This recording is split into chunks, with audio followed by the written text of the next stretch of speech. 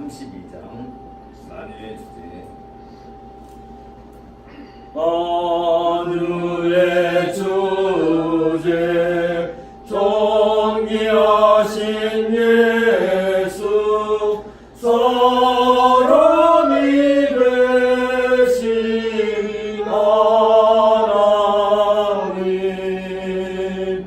나 사모하여 영원히 섬길 내 영광 되신 주로다.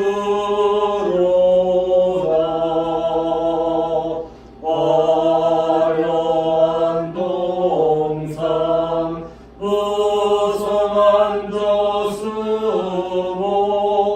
아름답고 묘하나 순전한 예수 아름다워 봄 같은 기쁨 주시네. 광명한 해와 명랑한 저 달빛 수많은 별들 빛나나 주 예수 빛은 찬란하여 참 비교할 수 없도다.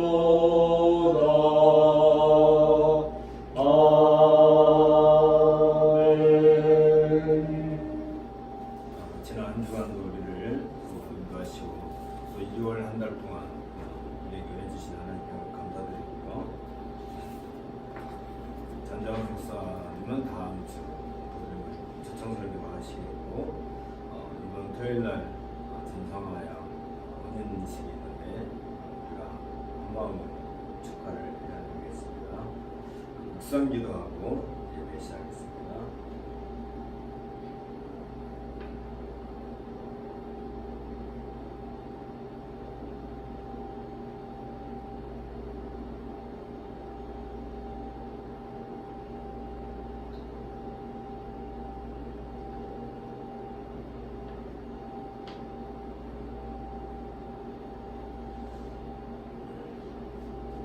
자리에서 일어나셔서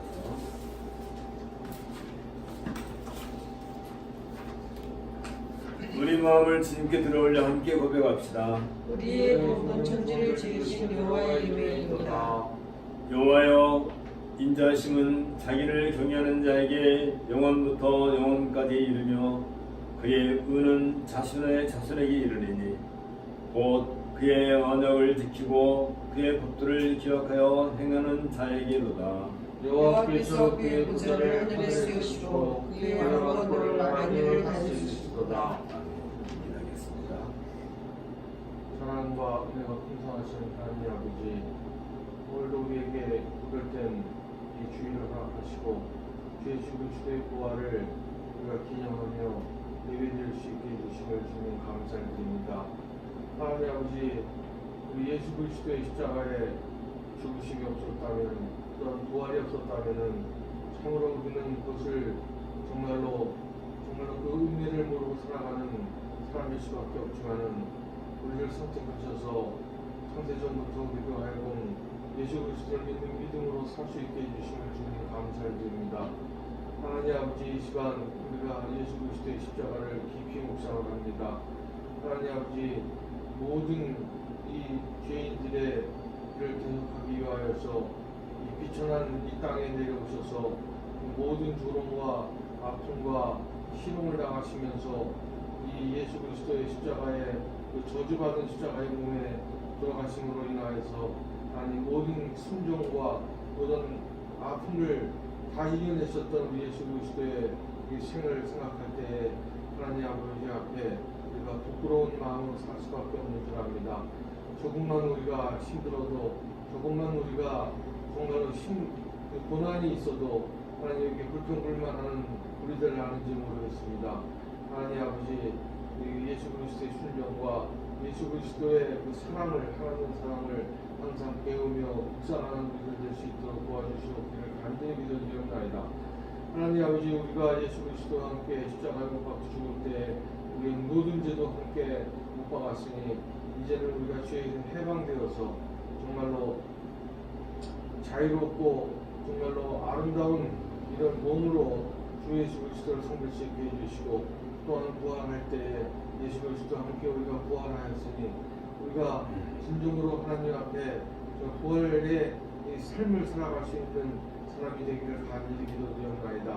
우리가 예수 그리스도의 사랑과 함께 우리가 이웃을 사랑하고 우리 작은 모임 가운데 있지만은 서로가 서로를 사랑하며 배려하는 그런 우리 모임이 될 수 있도록 주님 도와주시고, 이 작은 모임이 주 예수 그리스도의 모든 것을 기념하고 나아갈 때 이 예배 가운데 하나님을 섬기는 그런 마음이 날로 더할 수 있게 해주시옵기를 간절히 기도드립니다. 오늘도 변함없이 우리가 하나님의 존전에 나아가도록 주님 도와주시고, 이 하나님을 여시고 하나님의 놀라운 진리의 말씀으로 우리가 새롭게 되는 놀라운 예배 시간 될 수 있도록 도와주실 것으로 믿사옵고 예수 그리스도의 이름 받들어 기도드렸습니다. 아멘. 1장 찬송하겠습니다. 만복의 근원 하나님 온 백성 찬송 드리고 서천사여 찬송하세. 찬송 성부 성자 성령 아멘. 자리 앉으시고요. 고백의 부름. 이스라엘아, 듣고 삼가 그것을 행하라. 그리하면 내가 복을 받고 내 조상들의 하나님 여호와께서 내게 허락하신 같이 젖과 꿀이 흐르는 땅에서 내가 크게 번성하리라. 이스라엘아 들으라. 우리 하나님 여호와는 오직 유일한 여호와이시니 너는 마음을 다하고 뜻을 다하고 힘을 다하여 내 여호와 하나님을 사랑하라. 죄의 고백 같이 하겠습니다. 바리새인은 서서 따로 기도하여 이르되, 하나님이여, 나는 다른 사람들 곧 토색, 불의, 간음을 하는 자들과 같지 아니하고 이 세리와도 같지 아니함을 감사하나이다. 나는 일에 2번씩 금식하고 또 소득의 11조를 드리나이다 하고, 세리는 멀리 서서 감히 눈을 들어 하늘을 쳐다보지도 못하고 다만 가슴을 치며 이르되, 하나님이여, 불쌍히 여기소서, 나는 죄인으로서이다 하였느니라. 내가 너에게 이르노니 이에 저 바리새인이 아니고 이 사람이 그렇게 하심을 받고 그의 집으로 내려갔느니라. 무릇 자기를 높이는 자는 낮아지고 자기를 낮추는 자는 높이리라 하시니라. 아멘. 제 어려운 묵상을 함께 하겠습니다.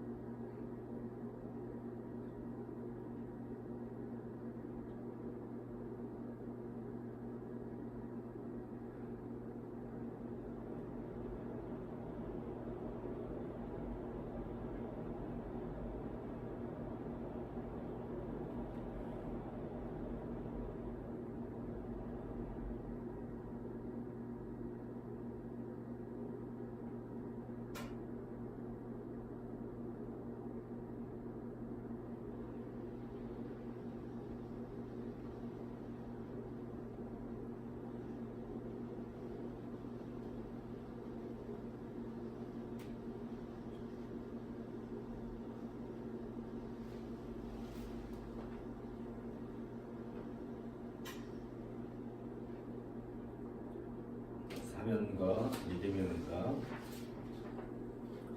너희가 세례로 그리스도와 함께 장사되고 또 죽은 자들 가운데서 그를 일으키신 하나님의 역사를 믿음으로 말미암아 그 안에서 함께 일으키심을 받았느니라. 하나님이 우리를 구원하사 거룩하신 소망으로 부르시는 우리 행위대로 하심이 아니요 오직 자기의 뜻과 영원전부터 그리스도 예수 안에서 우리에게 주신 은혜대로 하심이니라. 찬송가 21장입니다. 다 찬양하여라.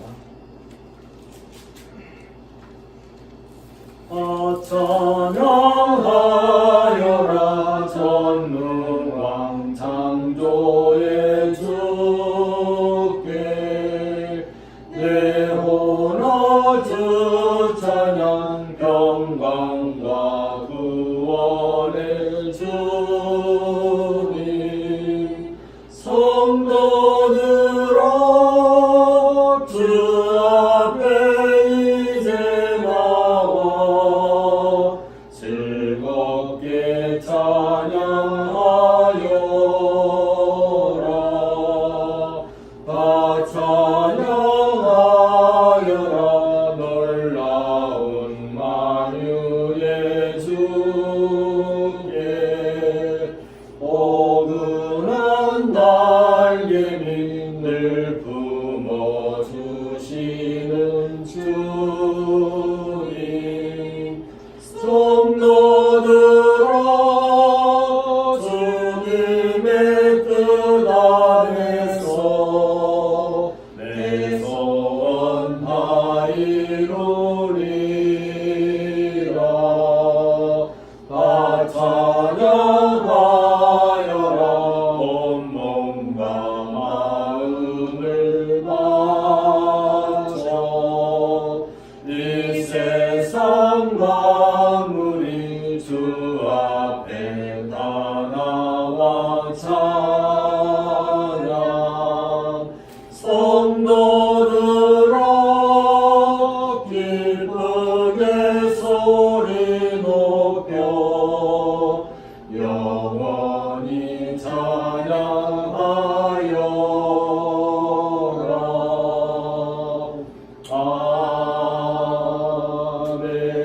아멘. 오늘 성경 낭독은 창세기 36장입니다.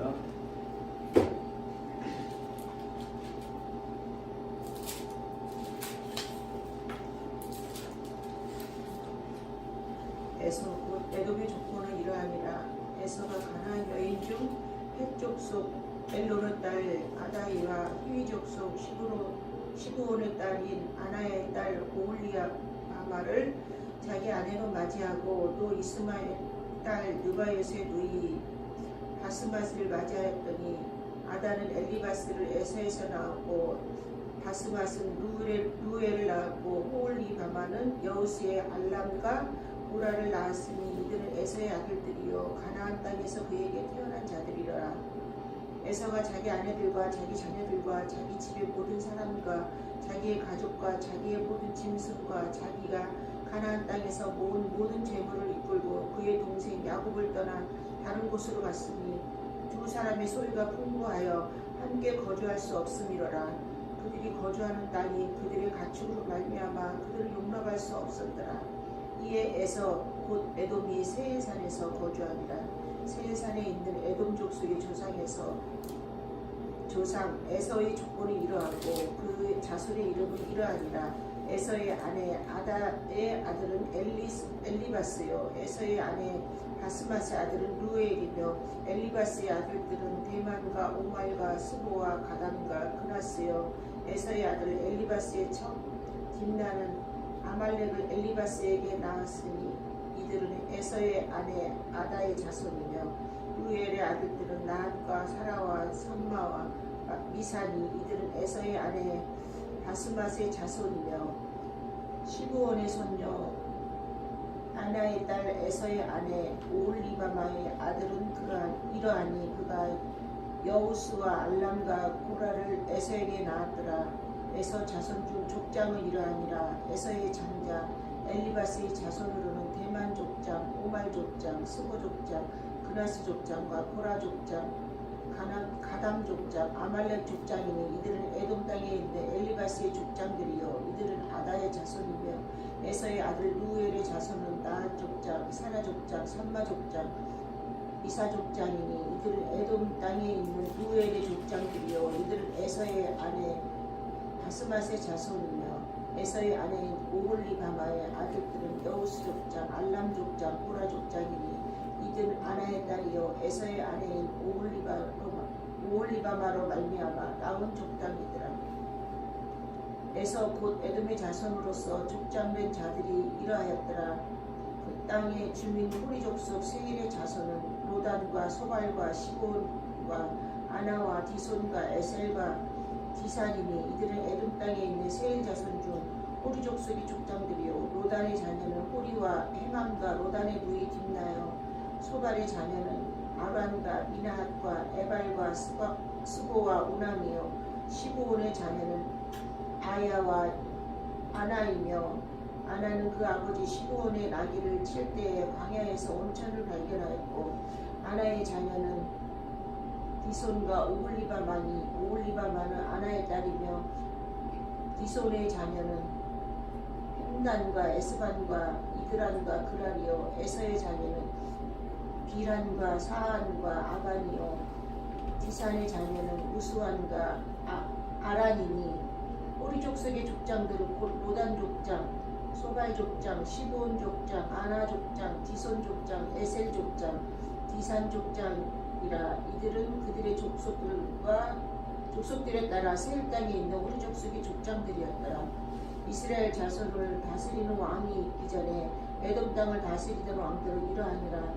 구올의 아들 벨라가 에돔 왕의 왕이 되었으니 그 도성의 이름은 다나바며 벨라가 죽고 보스라 사람 세라의 아들 요밥이 그를 대신하여 왕이 되었고 요밥이 죽고 대만 족속의 땅에 후삼이 그를 대신하여 왕이 되었고 후삼이 죽고 부다의 아들 곧 모압들에서 미디안 족속을 친 하닷이 그를 대신하여 왕이 되었으니 그 도성 이름은 아윗이며 하닷이 죽고 마스레가의 삼나가 그를 대신하여 왕이 되었고 삼나가 죽고 유브라데 강변 르호봇의 사울이 그를 대신하여 왕이 되었고 사울이 죽고 악볼의 아들 바알 하나니 그를 대신하여 왕이 되었고 악볼의 아들 바알 하나니 죽고 하달이 그를 대신하여 왕이 되었으니 그 도성 이름은 바우며 그의 아내 이름은 무헤다벨이니 아들에서 딸이요 메사합의 손녀더라.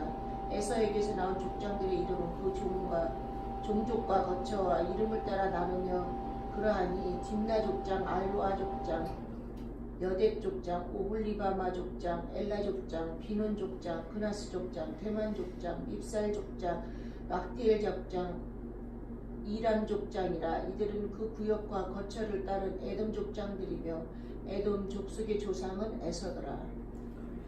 이는 주님의 말씀입니다. 하나님께 감사를 드립니다. 연극이 찬송하겠습니다. 10장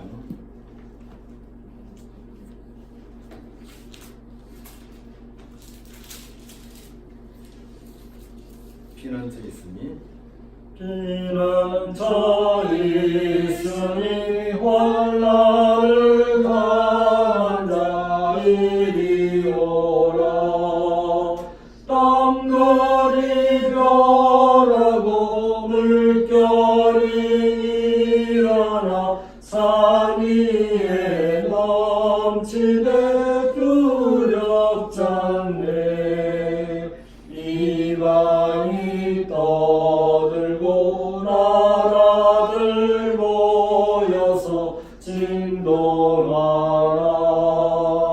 우리 주 목소리 한 번만 바라면 천하의 모든 것 망하겠네. 만유주 하나님 우리를 도우니 피난처요. 세상의 난리를 그치게 하시니 세상에 잠검이 쓸데없네. 높으신 하나님 우리를 구하니 할렐루야. 괴로움이 심하고 환난이 극하나 피난처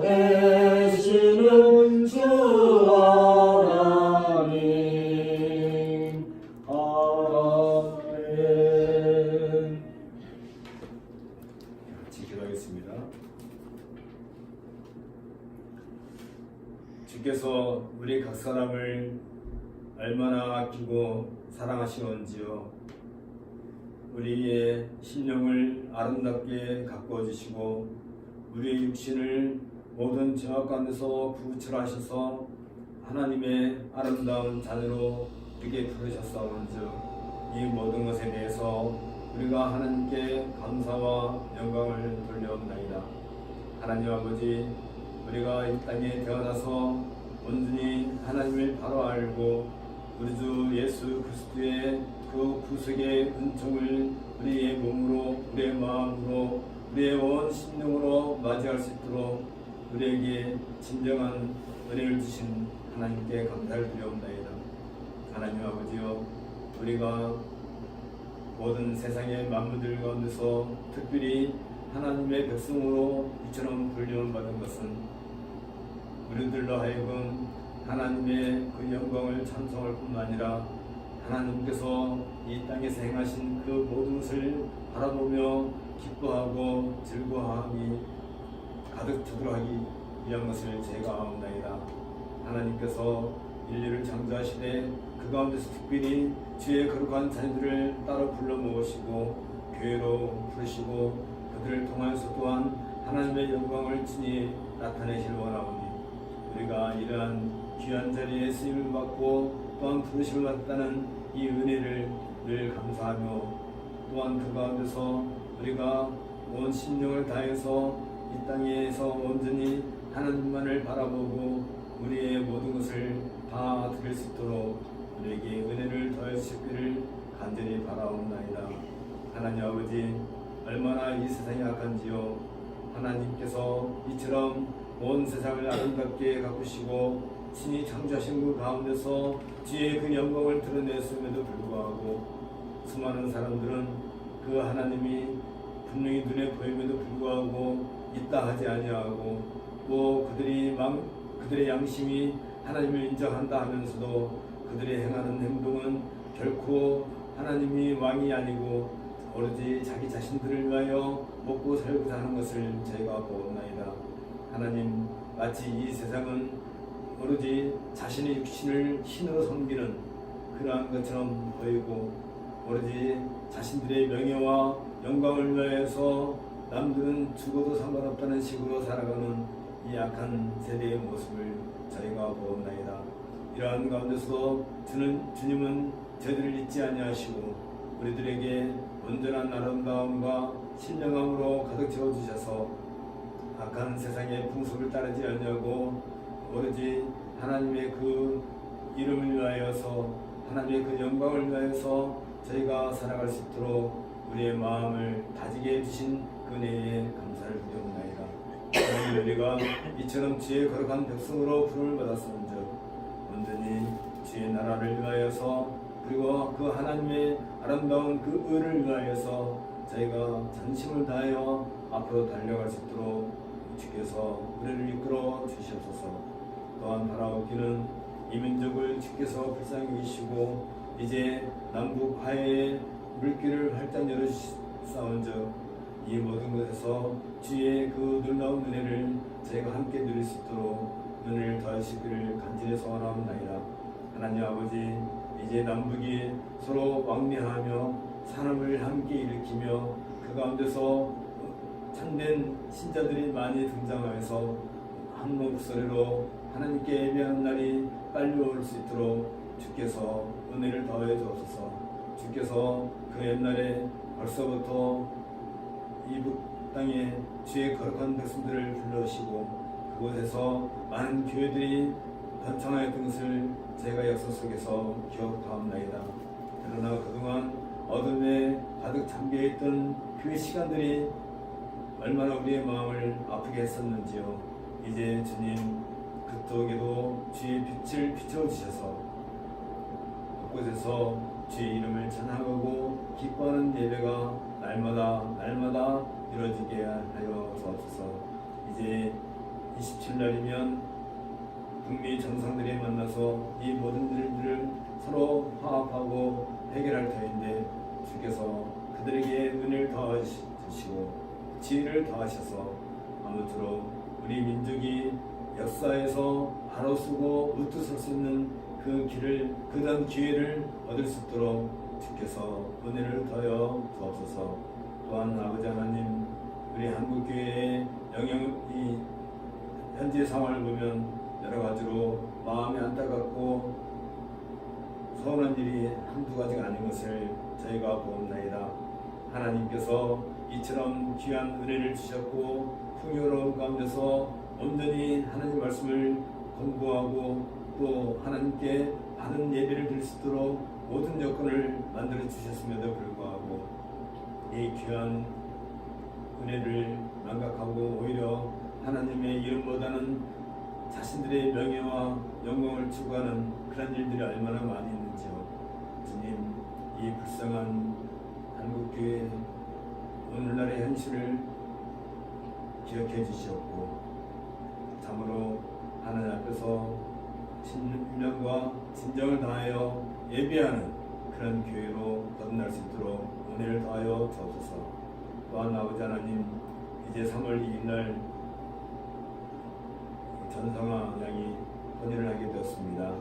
주께서 이 새롭게 세워지는 가정을 기억하시고 저들이 무엇보다도 하나님의 그 은혜 가운데서 한 가정을 이루고 자자손손이 주의 영광을 온전히 드러내는 일에 전심을 다할 수 있도록 은혜를 더하여 주옵소서. 모든 말씀을 우리 주 예수 그리스도 이름으로 기도하옵나이다.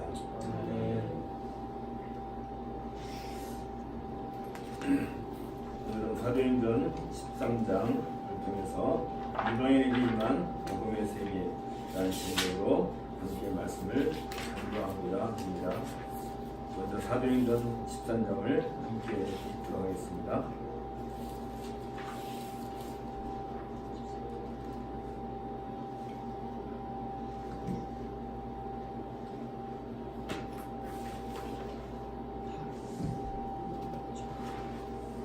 안디옥 교회에 선지자들과 교사들이 있으니 곧 바나바와 니게르라 하는 시므온과 구레네 사람 루기오와 불공왕 헤롯의 적동생 미나인 및 사울이라.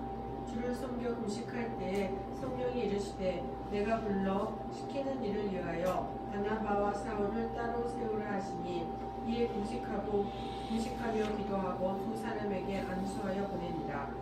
두 사람이 성령의 보내심을 받아 실루기아에 내려가 거기서 배 타고 구브로에 가서 살라미에 이르러 하나님의 말씀을 유대인의 여러 회당에서 전할세 요한을 수행원으로 두었더라.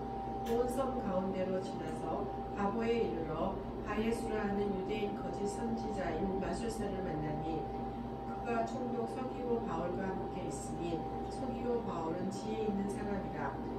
바나바와 사울을 불러 하나님의 말씀을 듣고자 하더라. 이 마술사 엘루마는 이 이름을 번역하며 마술사라.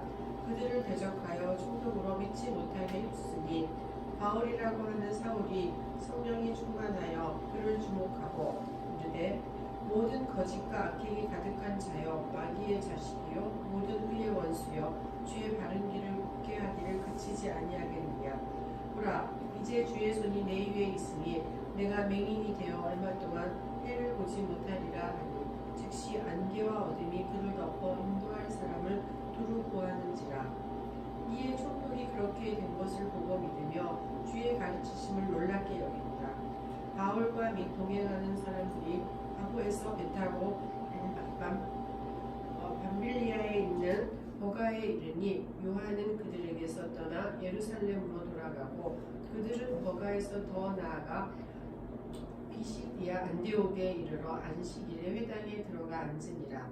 율법과 선지자들의 글을 읽은 후에 회당장이 사람을 보내어 물어 이르되 형제들아 만일 백성을 권할 말이 있거든 말하라 하니 바울이 일어나 손짓하며 말하되 이스라엘 사람들과 및 하나님을 경외하는 사람들아 들으라.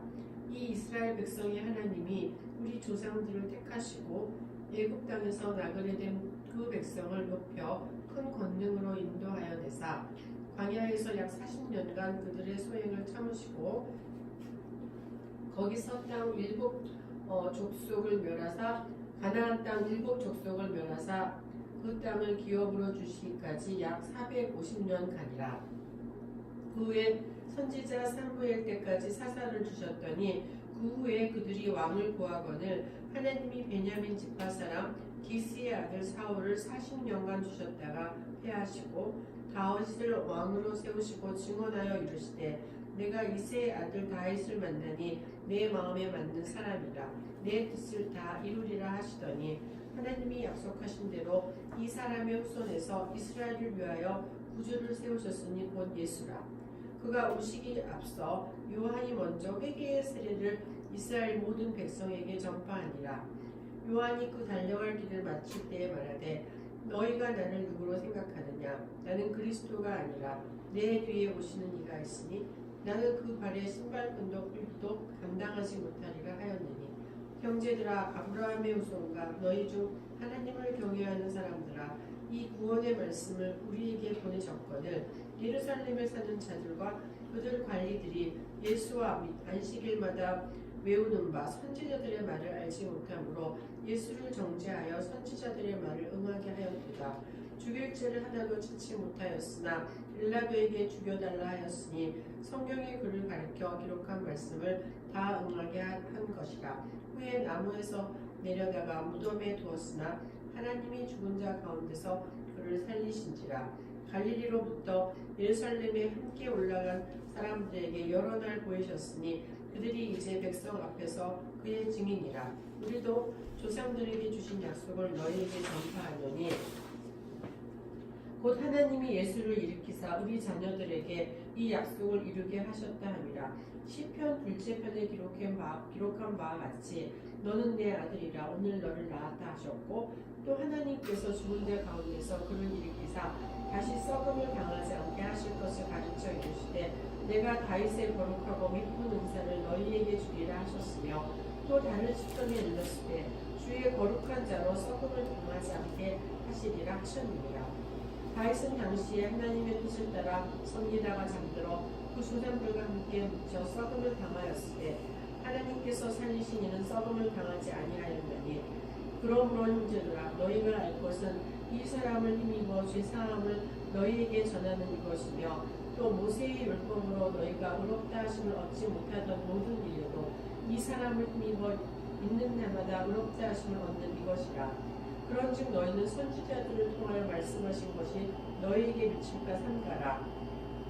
빌러스되 보라 멸시하는 사람들아 너희는 놀라고 멸망하라. 내가 너희 때를 당하여 한 일을 행할 것이니 사람이 너희에게 일러줄지라도 도무지 믿지 못할 일이라 하였느니라 하니라. 그들이 나갈새 사람들이 청하되 다음 안식일에도 이 말씀을 하라 하더라. 회당의 모임이 끝난 후에 유대인과 유대교에 입교한 경건한 사람들이 많이 바울과 바나바를 따르니 그 사도가 더불어 말하고 항상 하나님의 은혜 가운데 있으라 권하니라. 그 다음 안식일에는 온 시민이 거의 다 하나님의 말씀을 듣고자 하여 모이니 유대인들이 그 무리를 보고 시기가 가득하여 바울이 말한 것을 반박하고 비방하거늘 바울과 바나바가 담대히 말하여 이르되 하나님의 말씀을 마땅히 먼저 너희에게 전할 것이로되 너희가 그것을 버리고 영생을 얻기에 합당하지 않은 자로 자처하기로 우리가 이방인에게로 향하노라. 주께서 이같이 우리에게 명하시되 내가 너를 이방의 빛으로 삼아 너로 땅 끝까지 구원하게 하리라 하셨느니라. 이방인들이 듣고 기뻐하여 하나님의 말씀을 찬송하며 영생을 주시기로 작정된 자는 다 믿더라. 주의 말씀이 그 지방에 두루 퍼지니라. 이에 유대인들이 경건한 귀부인들과 그 신의 유력자들을 선동하여 바울과 바나바를 박해하게 하여 그 지역에서 쫓아내니 두 사람이 그들을 향하여 발에 티끌을 떨쳐버리고 이고니온으로 가거늘 제자들은 기쁨과 성령이 충만하니라. 초대교회 시작과 더불어서 귀듣기로서 면문을 거치기까지 성장 과정을 누가사도행전 1장부터 10장에 걸쳐 앞서 소개한 바가 있습니다. 이어 누가는 10등장부터 보편적이며 우주적인 교회관을 가지고 바울의 전도여행을 중심으로 기독교가 어떻게 발전, 확장하고 있는가를 기록해 주고 있습니다. 가깝게는 사도행전 21장 16절까지 진행된 바울의 세 차례에 걸친 전도 여행, 그리고 좀 더 멀리는 로마에 입성해서 복음을 전하는 바울의 이야기를 소개하고 있습니다. 특히 23장은 바울이 안디옥 교회의 파송을 받아 복음 전도에 본격적으로 헌신하고 있는 내용을 보도해주고 있습니다. 바울은 바나바와 함께 구브르섬 일대와 바보 항구에서 소아시아 버가 항구를 거쳐 피시디아 안디옥에 이르게 되는 과정을 통해 유대인 회당 중심의 복음 전파와 이로 인하여 발생한 유대주의자들과의 갈등을 먼저 보여주고 있습니다. 이로써 빌립의 에디오피아 내시 전도, 그리고 베드로의 고넬료 전도에 이어서 바울의 본격적인 이방인 전도가 이루어지게 됨으로써 초대교회는 바야흐로 보편적인 교회상을 갖추게 되었습니다. 따라서 바울의 전도여행은 땅끝까지 이르러 내 증인이 되리라고 명하신 주님의 지상명령을 성취하고 있음을 보여주고 있습니다. 바울의 전도여행은 이방인을 유대민들과 동등하게 만들었고, 그 결과 복음이 양자에게 구별 없이 공동의 소유가 되게 했습니다. 이로써 구별의 담은 무너지게 되었고, 그 결과 멀리 있던 자들과 가까이 있던 자들이 똑같이 하나님과 화해할 수 있게 된 것입니다. 또한 그리스도를 중심으로 모여 똑같이 한 몸을 이루어 성장할 수 있게 되었습니다. 그러므로 바울의 소명은 하나님께서 하늘을 여시고 과거에 아브라함과 그의 후손에게 약속되었던 구원이 오늘날 모든 민족에게 주어졌음을 말씀하신 것 같은 비중을 차지한다고 말할 수 있게 된 것입니다. 하지만 당시 상황은 기독교의 복음 전도가 그렇게 수월하지만 않았을 때였습니다. 여전히 구약의 유산을 가지고 있다는 자부심을 가지고 있던 유대인들에 의해서 구약의 핵심인 그리스도를 전파하는 기독교와의 갈등이 갈수록 심화되고 있었기 때문입니다. 오히려 유대인들은 구약의 성취로 오셔서 세계 만민을 구원하시기 위한 복음을 완성하신 예수를 부인했습니다.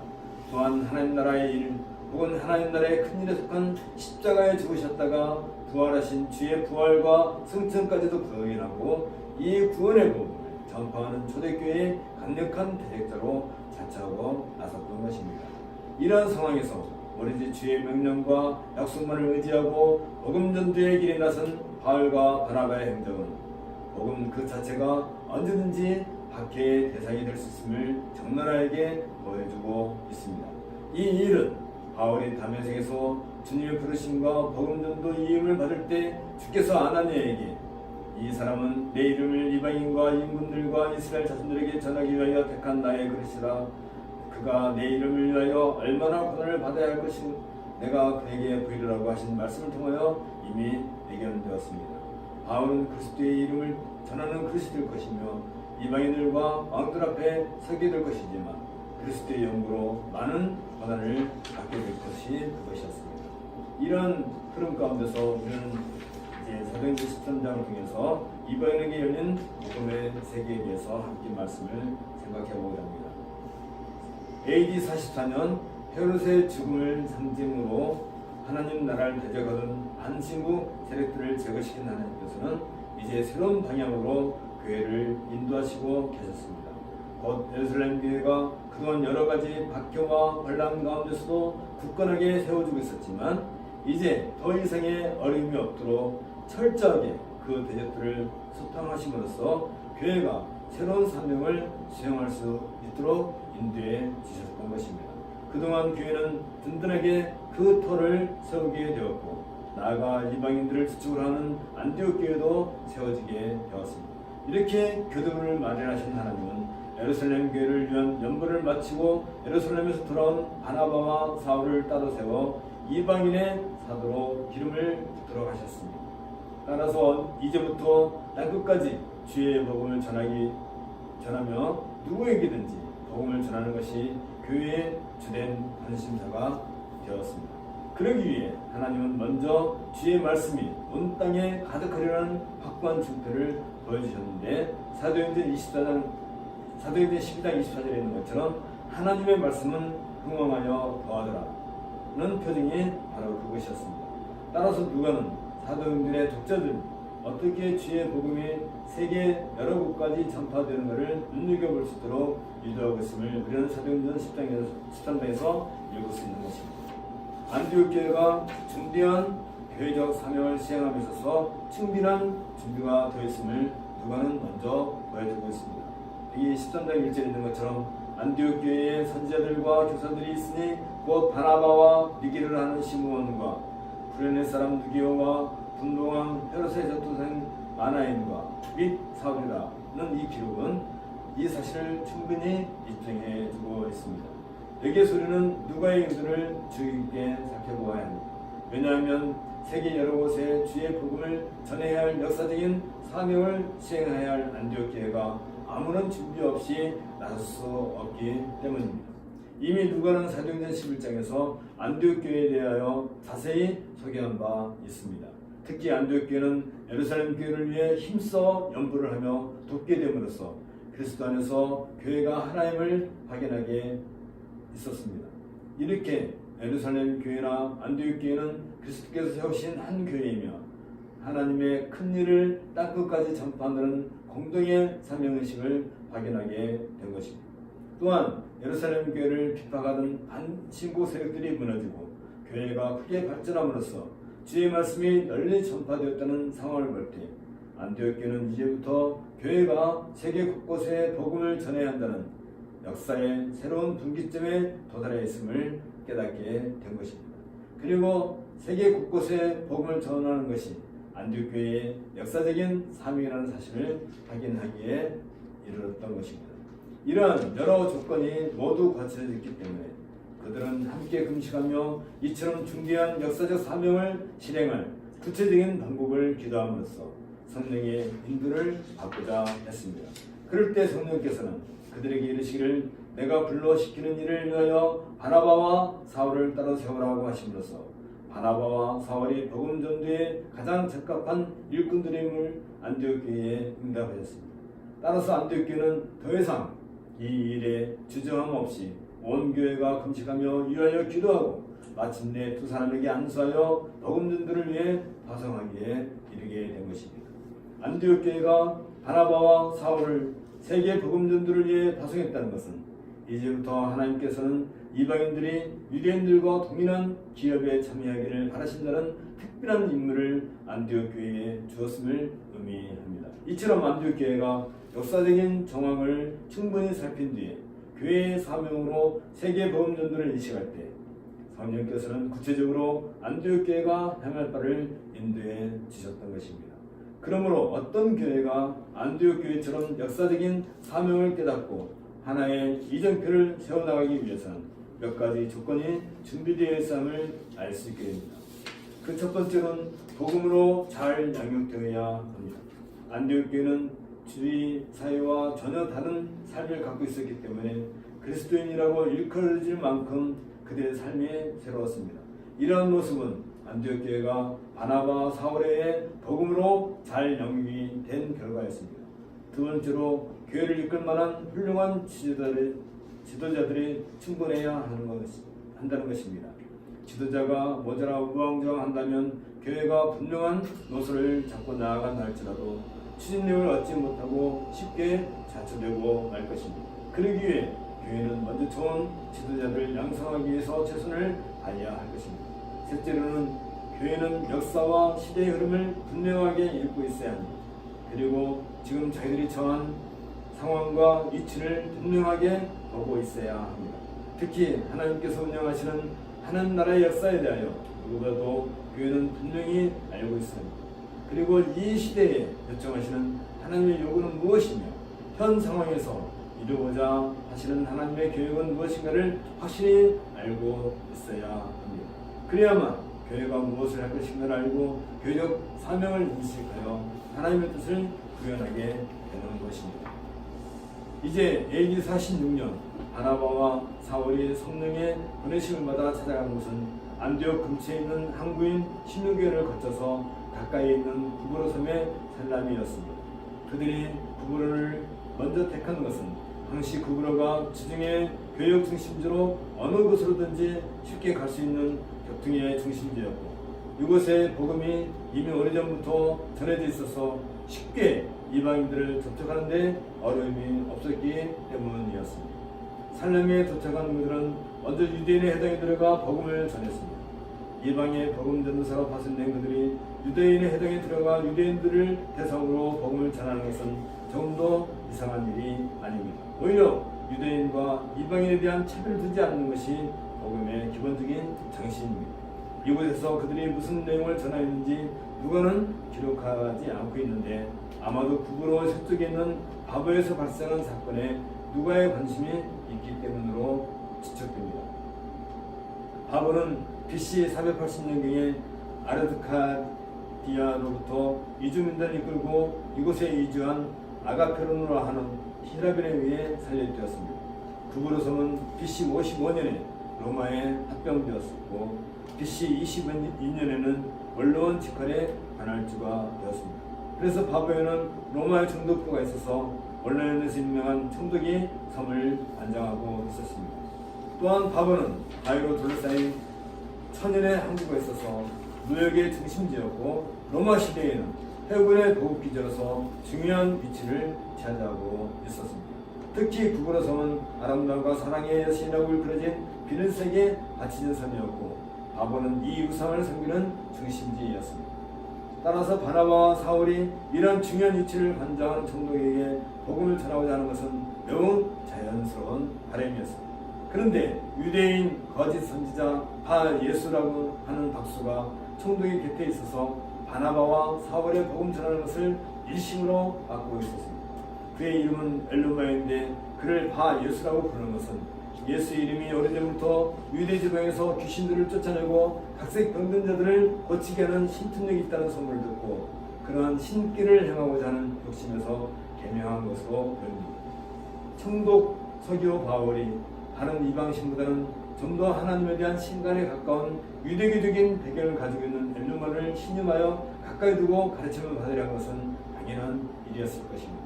누가는 이 서기오 바울에 대하여 지혜가 있는 사람이라고 소개해주고 있습니다. 서기오 바울의 유일신 하나님에 대한 관심은 바나바와 사울이 전하는 복음에 대하여 소문을 듣고 그 가르침에 대하여 지대한 관심을 보이는 것에서도 발견됩니다. 이것은 서기오 바울이 엘루마의 신개념에 대하여 충족을 느끼지 못하고 있었음을 말해주고 있습니다. 그런데 여기에서 누가는 갑자기 사울의 이름을 바울이라고 바꾸어 기록하고 있습니다. 여기 9절에 바울이라고 하는 사울이라고 누가는 이름을 바꾸어 호칭하고 있는데 그것은 바울이라는 이름이 익히 알려진 사울의 또 다른 이름임을 암시해주고 있습니다. 바울이라는 이름은 히브리식 사울이라는 이름의 헬라식의 방식입니다. 사울이 유대인이라 하지만 길리기아 다소 출신으로서 이미 로마의 시민권을 갖고 있음을 보아 그에게는 어렸을 때부터 로마식 이름이 있었음이 분명합니다. 그러나 예루살렘에 와 있는 동안 바울은 히브리식 이름인 사울을 사용하지 않았기 때문에 그동안 사울이라고 불려왔었다는 것입니다. 서기오 바울이 복음에 대해 지대한 관심을 보였음에도 불구하고 박수 엘루마가 가늠하는 것을 본 바울은 즉시 성령의 충만한 가운데 엘루마에게 저주를 내렸습니다. 여기 10절에 있는 것처럼 모든 괴계와 악행이 가득한 자요 마귀의 자식이요 모든 의의 원수요 주의 바른 길을 굳게 하기를 그치지 아니하겠느냐 또 책망하자 엘루마는 얼마 동안 해를 보지 못하고 깊은 어둠에 던져지고 말았습니다. 바울의 이 행위는 하나님의 뜻을 선명히 나타내기 위해 이적을 행한다는 원칙을 잘 보여주고 있습니다. 이적이란 자기 권능을 나타내고 권위를 드러내고자 함이 아닙니다. 서기오 바울은 이 이적을 통하여 참된 신은 살아계시어 실제로 능력을 나타내시는 하나님이심을 확신하게 되었습니다. 그리고 오랫동안 찾고자 했던 진리의 복음을 듣고 확신에 이르게 된 것입니다. 서기오 바울은 하나님의 진리를 확신에 몰랐을 때는 잠시 엘루마의 사술에 놀라기도 했으나 진정한 능력을 체험함으로써 참 빛을 발견하게 된 것입니다. 이 사건은 바울이 전도여행을 떠난 첫 번째 열면으로 길이 남게 되었습니다. 그불의 바보에서 박수 엘루마의 궤를 깨뜨리고 성령의 역사를 밝히드리는 것으로 총독 서기오 바울을 기존시킨 바나바와 바울 일행은 배편을 이용해 이제 밤빌라의 버가에 도착했습니다. 그때 함께 동행하던 마가 요한이 그들을 따라 예루살렘으로 돌아가게 되었습니다. 그런데 누가는 여기에서 바울과 및 동행하는 사람들이라고 기록함으로써 이 여행의 주된 인도자가 바나바가 아니라 바울임을 부각시키고 있습니다.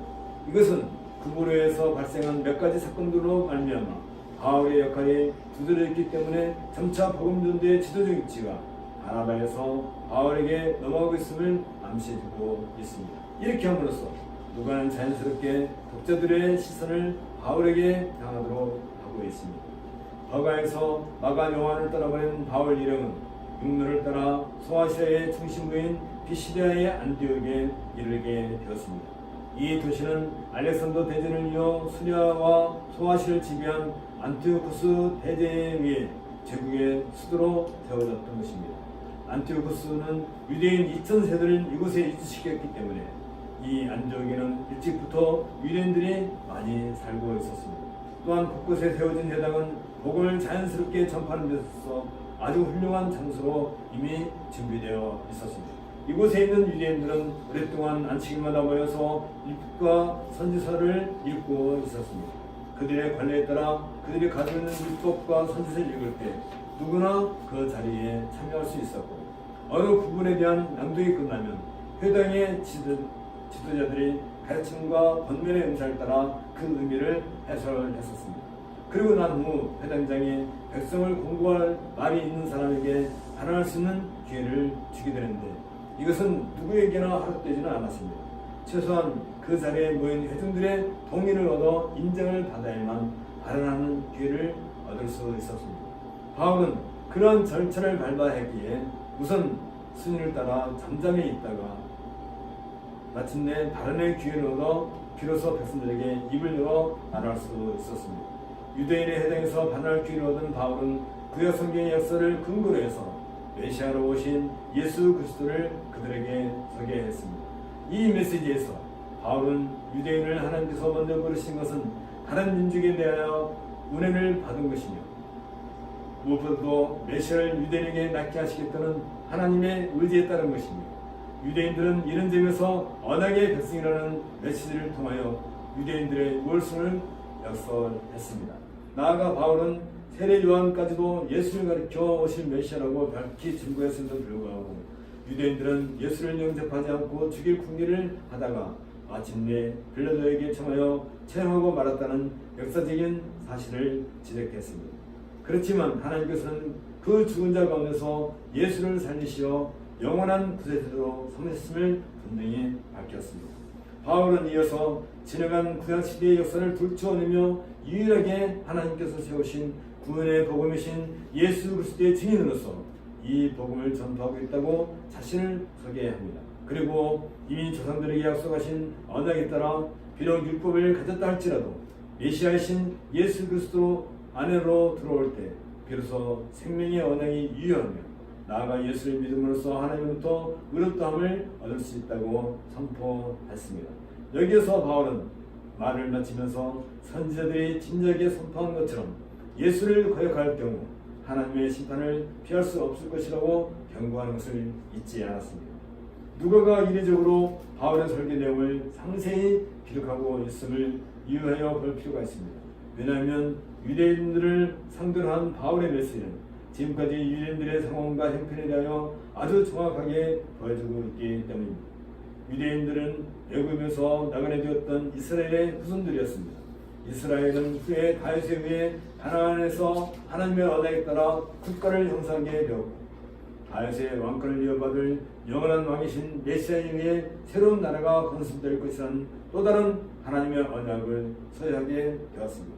이 언약이 성취되기 전 세례 요한이 회개의 세례를 이스라엘 모든 백성에게 전파했는데, 이것은 지금까지 전해진 율례와 법도의 가르침과는 완전히 다른 것이라는 점에서 새로운 세계가 임하였음을 상징해 주고 있습니다. 그동안 유대인들은 율법의 균에 따라 할 일을 행함으로써 아브라함의 자손이 되어서 하나님의 나라를 유업으로 받는다는 증표로 삼고 있었습니다. 그런데 세례 요한이 나타나서 회개에 합당한 열매를 맺고 속으로 아브라함이 우리 조상이라고 생각하지 말라, 내가 너에게 이르노니 하나님이 능히 이 돌들로도 아브라함의 자손이 되게 하시리라. 이미 도끼가 나무불에 놓였으니 좋은 열매 맺지 않는 나무라 찍어 불에 던지리라고 선포하게 된 것이다. 그럴 때 예루살렘과 온 유대와 요단강 사방에서 다 세례 요한에게 나와 자기들의 죄를 자복하고 요단강에서 세례를 받고 있었습니다. 이러한 선지자의 새로운 선포는 예전의 율례와 법도와는 다른 새로운 가르침이었습니다. 그러나 그 기본 정신이 조금도 다르지 않다는 점에서 세례 요한은 신학적 해석을 바탕으로 율법을 새롭게 조명하고 있었음을 우리는 볼 수 있습니다. 이렇게 함으로써 지금까지 지켜왔던 제도와는 달리 새로운 제도가 시작되고 있음을 세례 요한은 선포했던 것입니다. 따라서 누가 율법에 속하였는가로 하나님의 기업을 잇는 것이 아니라 이제는 누가 과연 회개에 합당한 열매를 맺어 하나님의 백성으로서 살아가고 있는가에 따라 하나님의 기업을 갖게 될 것을 선포한 선지자가 곧 세례 요한이었던 것입니다. 그러므로 진정한 아브라함의 후손이라고 할 때에는 율법 아래에 있다는 것이나 혹은 할례를 받았다는 것과는 직접 상관이 없습니다. 이미 율법을 이루시고 하나님께서 죽은 자 가운데서 다시 살리신 예수 그리스도를 믿음으로써만 가능하며 그 후에야 아브라함이 약속으로 받은 하나님의 나라를 유업으로 받게 된다는 것입니다. 유대인의 역사에 대한 바울의 해석이었던 것입니다. 여기에는 바울의 이신칭의 사상이 적용되고 있습니다. 이러한 복음의 원리에 근거하여 바울은 여기 38절 39절에 있는 것처럼 그러므로 형제들아 너희가 알 것은 이 사람을 힘입어 죄사함을 너에게 전하는 이것이며 또 모세의 율법으로 너희가 의롭다 하심을 얻지 못하던 모든 일에도 이 사람을 힘입어 믿는 자마다 의롭다 하심을 얻는 이것이라고 선포할 수 있었습니다. 바울의 이 사상은 그동안 유대인들이 가지고 있던 율법에 대한 해석과는 완전히 다른 것이었습니다. 바울은 유대인들의 형식적이고 제도적인 것을 거부했습니다. 오히려 누구든지 진정한 하나님의 백성이라면 이미 그리스도께서 이루어 놓으신 구원의 원리인 복음을 믿음으로써 그 자격이 있다는 것을 선포했던 것입니다. 따라서 이러한 바울의 이신칭의 원칙은 지금까지 유대인들이 지켰던 유대적 사상을 뿌리까지 흔들어 놓을 만큼 충격적이었던 것입니다. 바울의 메시지는 그 자리에 모인 경건한 유대인들과 유대교에 입교한 이방인들에게는 생명의 복음으로 그들의 전 생애를 바꿀 만큼 소중한 것이었습니다. 그래서 그들은 마음을 같이하여 바울과 바나바의 가르침 받기를 원하여 계속 교제하기를 바랬습니다. 그처럼 복음을 사모하는 그들에게 바울과 바나바는 항상 하나님의 은혜 가운데 있으라고 권함으로써 위로를 주었습니다. 이러한 생명의 반응은 오직 하나님께서 미리 준비하신 결과가 아닐 수 없습니다. 그 다음 안식일에는 온 성이 거의 다 하나님의 말씀을 듣고자 하여 모이니 라고 누가는 44절에 기록하고 있는데 이로써 그 한 주간 동안 소아시아 안디옥에서 무슨 일이 일어났는지 미루어 짐작할 수 있습니다. 이처럼 복음은 살아있어서 어느 곳에든지 생명을 불러일으키고 하나님의 백성에게 진정한 삶의 원동력으로 나타나게 되는 것입니다. 반면에 많은 무리가 생명의 말씀을 듣고자 하여 모았을 때 하나님의 대적자들은 자기들의 질투심으로 인해 속으로 울분을 사귀고 있었습니다. 유대인들이 그 무리를 보고 시기에 가득하여 바울의 말한 것을 반박하고 비방하거늘 이라고 기록하고 있는 누가의 눈에는 경전심에 가득하여 광적이고도 열성적인 유대인들의 반대에 대하여 이용을 느낄 정도인 것을 보여주고 있습니다. 이러한 유대인들의 배척에 대하여 바울과 바나바는 매우 단호하게 외쳤습니다. 여기 46절에 있는 것처럼 하나님의 말씀을 마땅히 먼저 너에게 전할 것이로되 너희가 버리고 영생 얻음에 마땅치 않은 자로 자처하기로 우리가 이방인에게로 향하노라. 이 선언은 그동안 오랫동안 하나님의 품으로 유대인들을 모으려 했던 하나님의 사랑을 철저하게 배척하는 유대인들에게 주어진 심판과 같은 선언이었습니다. 이 결과는 바울이 더 이상 유대인들에게 미련 두지 않고 이방인을 향하여 나아가도록 독려했습니다. 이사야가 메시아에 대하여 예언한 것처럼 이사야 48장 6절에 있는 것처럼 네가 나의 종이 되어 야곱의 지파들을 일으키며 이스라엘 중에 보존된 자를 돌아오게 할 것은 오히려 경한 일이라. 내가 또 너로 이방의 빛을 삼아 나의 구원을 베풀어서 땅끝까지 이르게 하리라 는 말씀에 따라서 주께서 오심은 이스라엘뿐 아니라 이미 오래전부터 이방 땅끝까지 하나님의 백성을 부르시는데 그 목적이 있었음이 확신합니다. 이 사실을 잘 알고 있는 바울은 담대히 유대인들을 떠나 이방인들에게 복음을 전하기 위해 길을 떠나기로 작정했습니다. 여기에서 누가는 이방인들은 듣고 기뻐하여 하나님을 찬송하며 영생을 주시기로 작정한지는 다 믿어서 하나님의 백성이 되었다고 기록하면서 이제 복음이 유대인들을 떠나 온 땅에 퍼지게 될 것을 암시해주고 있습니다. 여기에서 우리는 하나님의 기쁘신 우정 속에 이미 이곳에서 이방인들의 마음을 열어놓으신 후 바울을 통하여 하나님의 품으로 돌아오도록 길을 열어주신 것을 읽을 수 있습니다.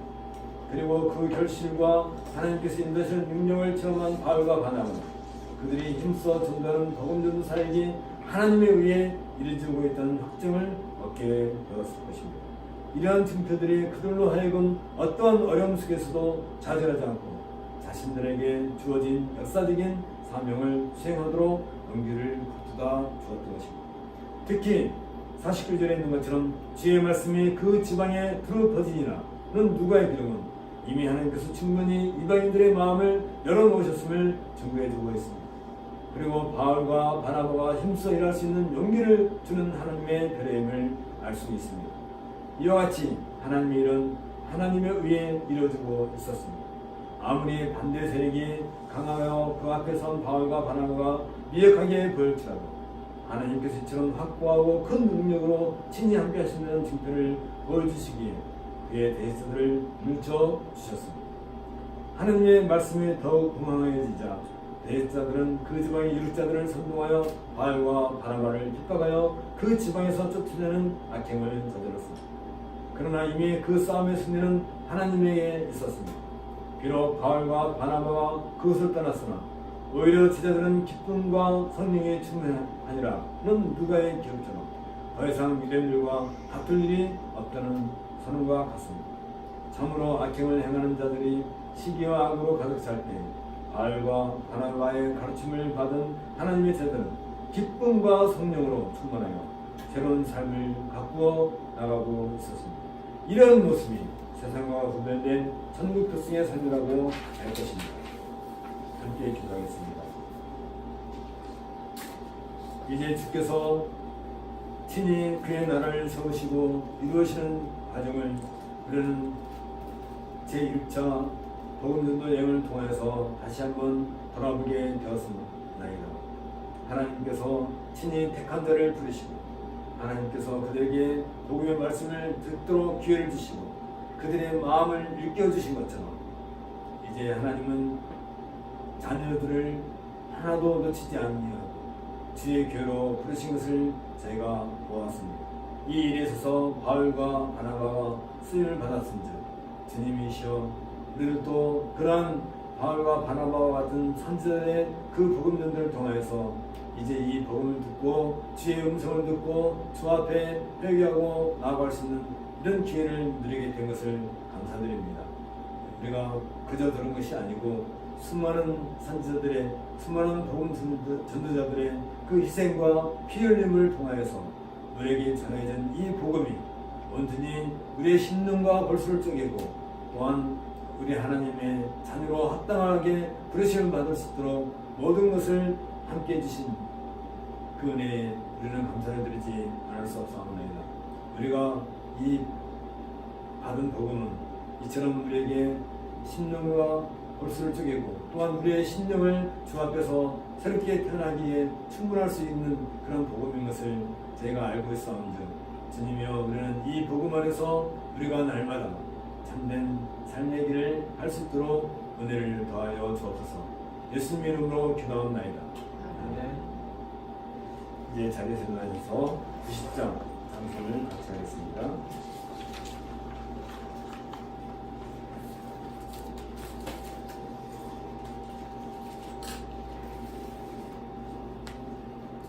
주 예수 내가 알기던 주 예수 내가 알기 전 날 먼저 사랑했네. 그 크신 사랑 나타나 내 영혼 거듭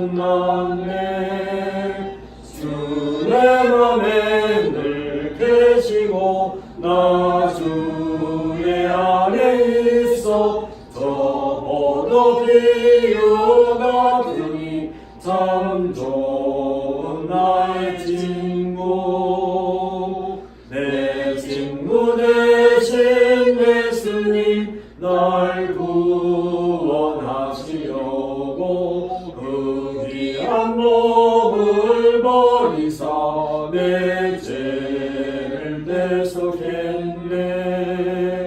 나 주님을 늘 믿으며 그 손을 의지하고 내 몸과 마음을 바쳐서 끝까지 충성하리. 내 진실하신 친구여 큰 은혜 내려주사 날 항상 보호하시고 내 방패 되옵소서. 그 풍성한 참 사랑을 능히 그늘 쏘나 날 구원하신 예수는 참 좋은 나의 친구. 주 예수 그리스도의 은혜와 하나님의 사랑과 성령의 협동하심이 너희 우리와 함께 있을지어다. 아멘. 3장 성경 하겠습니다.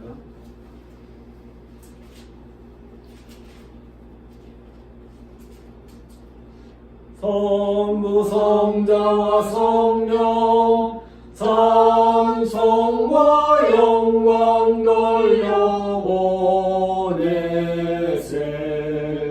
애초로 지금까지